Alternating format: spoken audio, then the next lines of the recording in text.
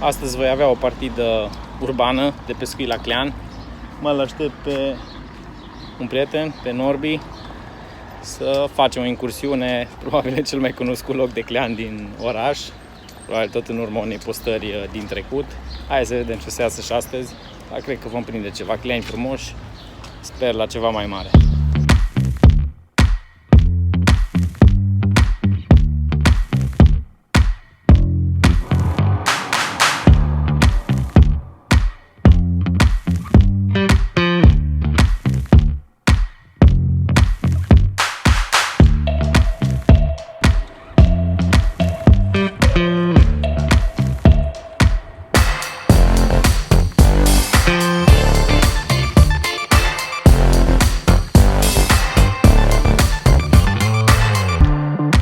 Cleanii ăștia măcar te avertizează când se zbat, că se scutură.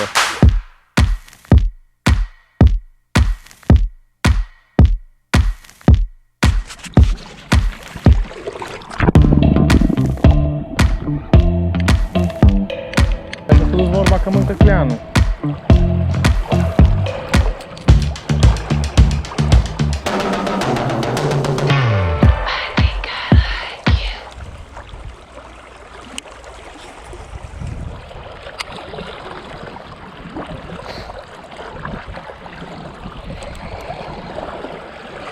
Ioi, dar de ce te-ai agățat așa repede?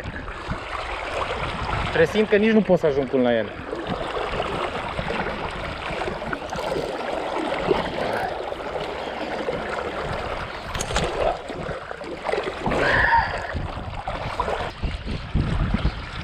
Fai, bine că a ieșit. Bă, Norbi, avat?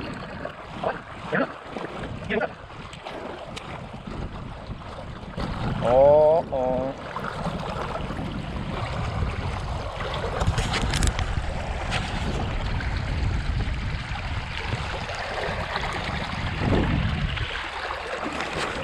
Acum merge. Aoleu.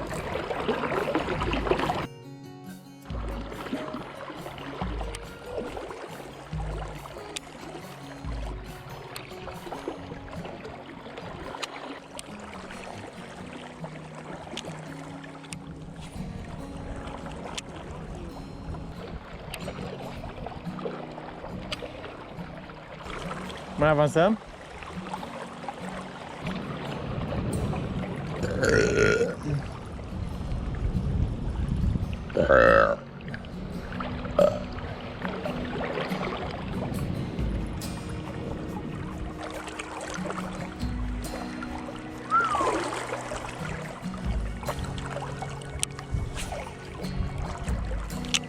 Văzut răpeală. Văzut răpeală acolo.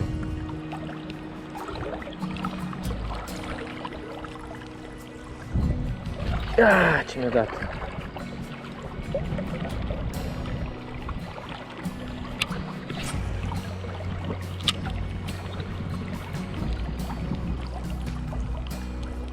Iar mi-a dat.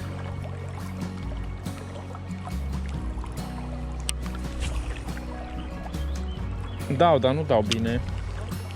Încă n-am găsit ce le trebuie. Am avut două atacuri aici pe zona asta.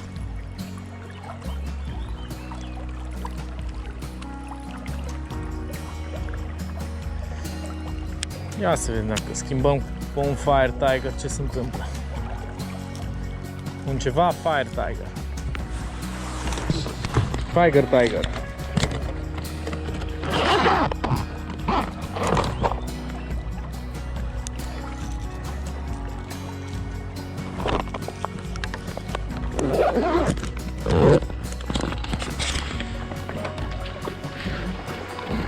Am trecut pe culoare fluo, tu ai trecut pe ceva minuscul. Ai, ce mi-a dat? Uite. Se pare că am fost inspirat. Al doilea lanseu. Ai avut și tu?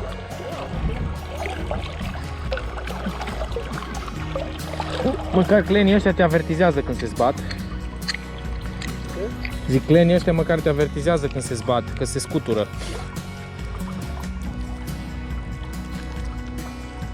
Frumos. Ce caz frumos.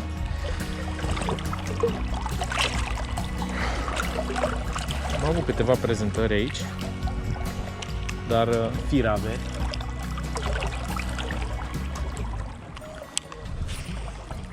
Așa că am trecut pe ceva total opus, ca și colorit. Anume am trecut pe un Fire Tiger cu apă limpede, turbat de limpede și un soare foarte puternic. S-ar putea să nu mai schimb de curând. Dacă mai prind unul, mai că se și lansează foarte bine.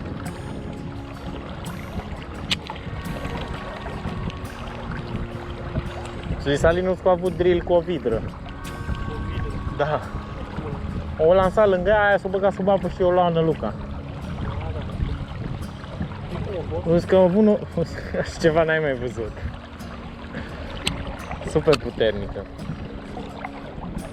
Și bine că s-a dezgățat. 6 lei era de ea.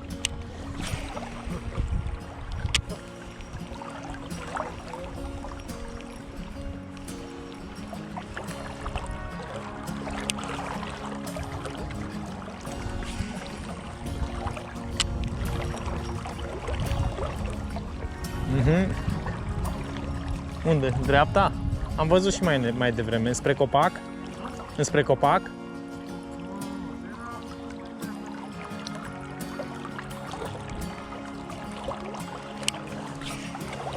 Uite, am văzut. Am văzut. Dar au răpit după pești mai mari. După pești mai mari.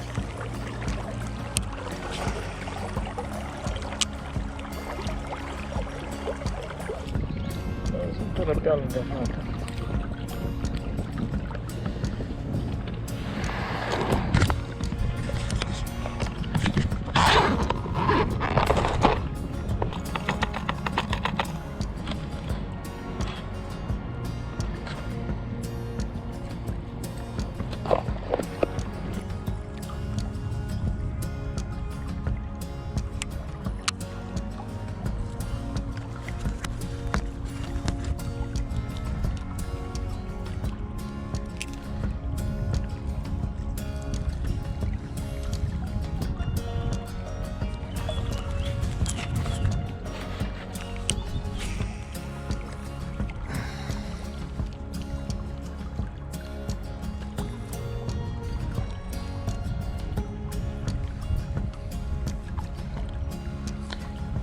Cine zice că nu face peruci? Eu nu-l cred.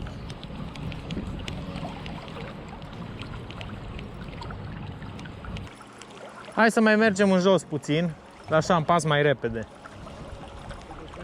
Da, păi poate dă unul mai mare, că e zonă mai nepescuită, știi?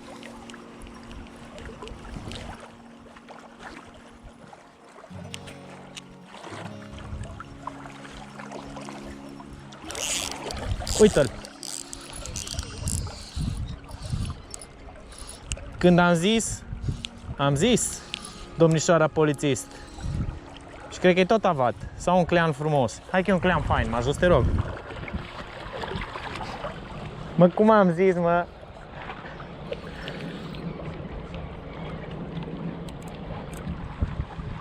Cum ți-am zis? Parcă am știut. Uai, ce frumos e. Nici nu-ți vine să crezi că ești pe Mureș în Arad. Oh, mulțumesc, Norbi.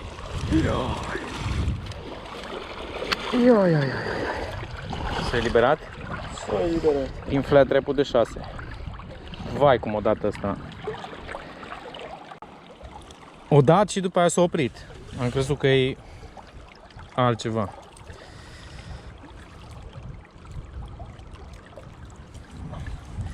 Asta mă vei ajuta să fac și o poză.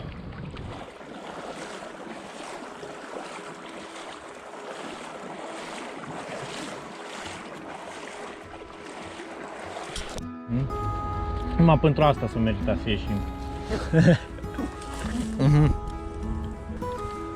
Norbi! s-a dus la pescuit.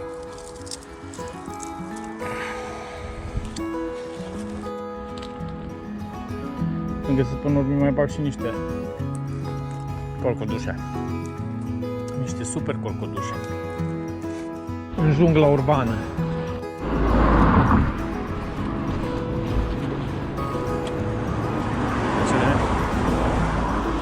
Mai intrăm și noi la pomul lăudat.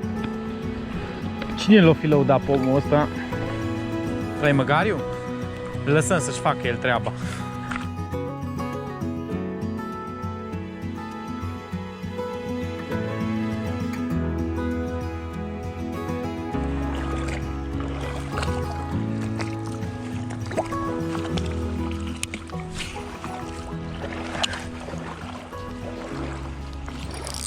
Extraordinar, l-am scăpat. L-am scăpat, direct în cap i-am dat. Și-a fost mare. Eu mi-am și picioarele.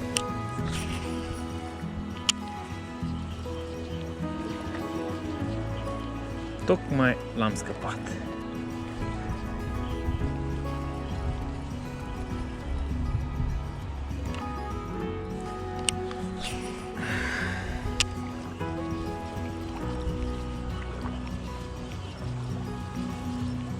Ah. Iarăși.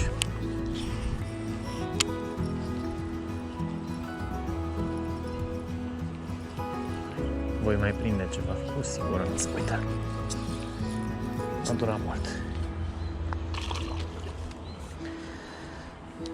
Tot la Countdown X-Rap, dar Fire Tiger de data aceasta.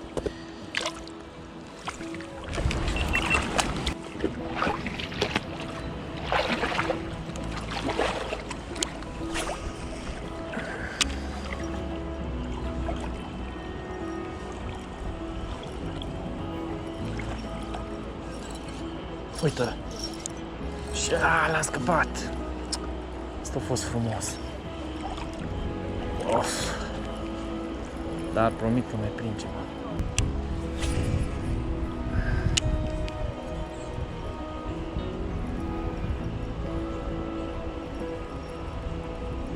Uite, iar am avut. Și l-am și luat de data asta. Curentul mai puternic. Pare mai mare, chiar dacă nu este. Frumos în orice caz. Omul cu crenc ăsta face ravagii. Aici ce clean frumos. Sper să nu mi frumos de tot.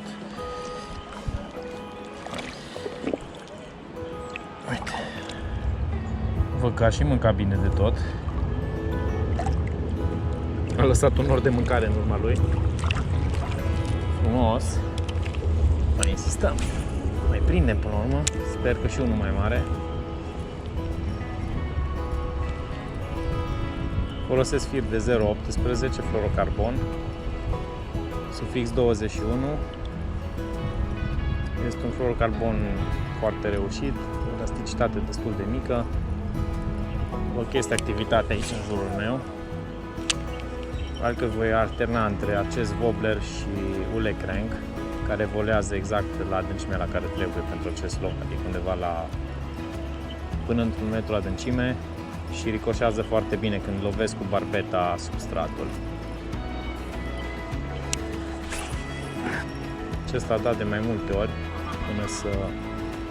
până să se convingă că îi trebuie. Uite, iar am avut atac. Da, sunt pe o zonă destul de productivă, se pare. Doar că trebuie să mai găsesc ceva să-i conving să atace mai bine decât până acum.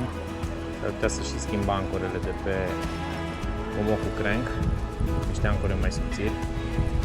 Mai dau câteva mâini. Peștii, din ce-mi dau eu seama, se mișcă destul de mult, adică nu stau într-un loc. Bun, schimbăm cu altceva. Să pun un ule crank, Fire Tiger, pe care îl schimb cu altă culoare.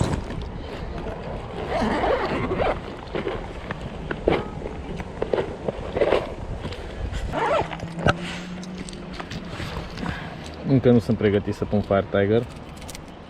Pune un pattern tot așa mai viu colorat, dar nu chiar Fire Tiger. Hai să vedem. Se schimbă ceva.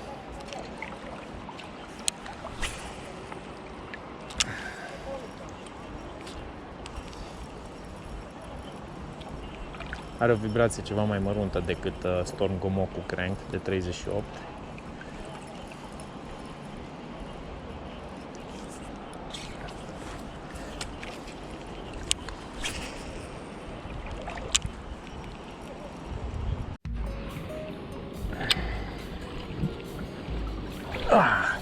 Mai ce mi-a dat.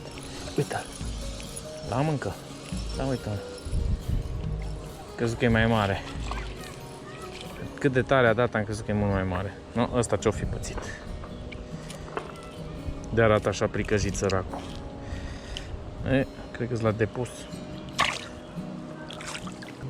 Acesta l-am convins pe o pauză mai lungă. Dar tot nu s-a agățat destul de bine.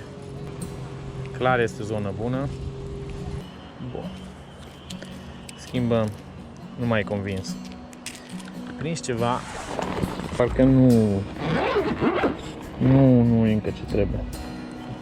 Deci pe un Gomoku Crank de data aceasta Fire Tiger. Să schimb culoare. Testăm teoria conspirației.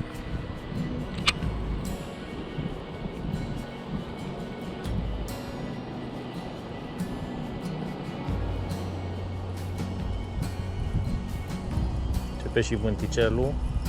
Apa nu e chiar cea mai caldă. Aia e clar.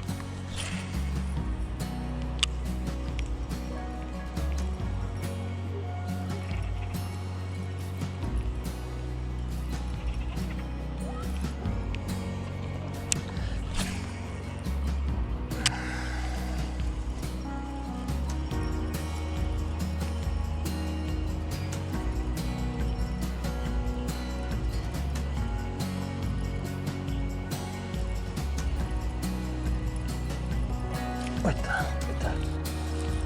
Mai ce faci la data asta? Nu e mare?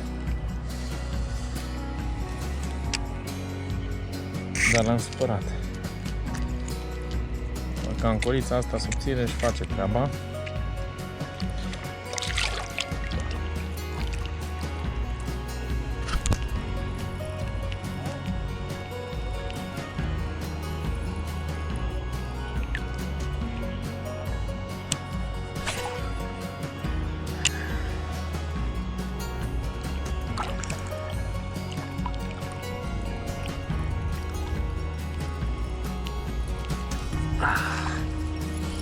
Este.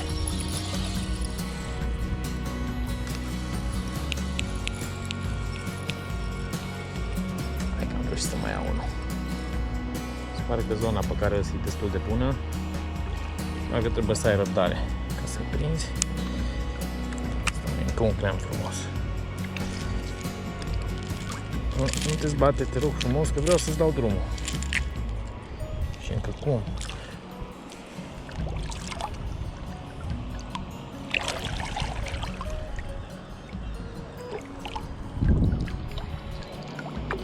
Tot pe Gomoku Crank. Se pare că asta e rețeta pe zona asta.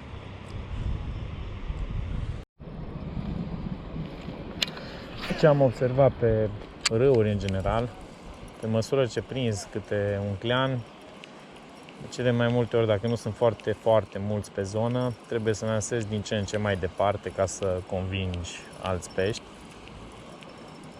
Ceea ce e și logic oarecum. După dată ce prinzi urnul, se cam sperie și cei din jur. De aceea intru din ce în ce mai adânc în apă, încercând să lansez din ce în ce mai departe. În speranța că îl prind pe mama lor. A fost o după masă reușită până una alta.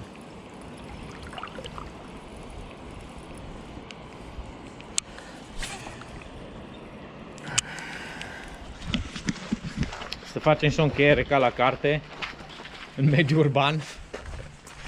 după cum se vede. Oricum am prins o vreme deosebită.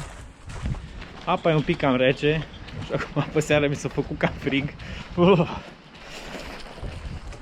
Da, oricum a fost o partidă reușită. La nici 5 minute de atelierul meu. Am pescuit pe repezi și cu zonă cu apă mică. Acolo am prins cel mai bine cu wobblere tip minnow, gen flat wrap de 6, X-Rap countdown de 5 și original floater de 5. Iar aici unde a trebuit să intru în apă mai adâncă până peste brâu. Aici am prins cel mai bine cu Gomoku Crank. Una dintre nerucile mele preferate să pescuiesc zone de genul acesta. Bineînțeles, echipament de casting. Bineînțeles, pentru că așa v-am obișnuit. Și fir fluorocarbon 018. Eu zic că este exact ce trebuie pentru pescuitul la clean, cel puțin pe zona Mureșului. Să ne auzim cu bine, fir întins. Cu siguranță vei mai ieși la pescuit pe aici. Nu, Norbi? Da.